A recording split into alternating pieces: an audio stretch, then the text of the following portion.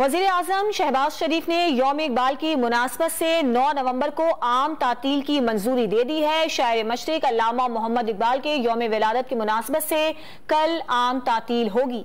इस पर बात करेंगे डॉन न्यूज़ के नुमाइंदे ताहिर शेरानी से। ताहिर, बताइएगा कि इस हवाले से नोटिफिकेशन जारी कर दिया गया?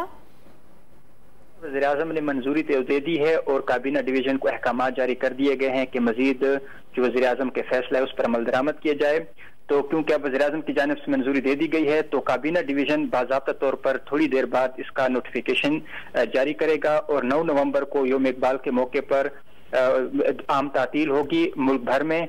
और वज़ीर आज़म की जानिब से ये अब मंजूरी दी गई है और वज़ीर आज़म की जानिब से ये कई अरसे के बाद ये हुआ है कि अल्लामा इकबाल के यौम पैदाइश के मौके पर जो वो छुट्टी है वो बहाल की गई है और अब बाकायदे तौर पर वज़ीर आज़म की जानिब से ये ऐलान किया गया है कि 9 नवंबर को आम तातील होगी और काबीना डिवीजन को अहकामात जारी किए गए हैं। ताहिर शेरानी, बहुत शुक्रिया।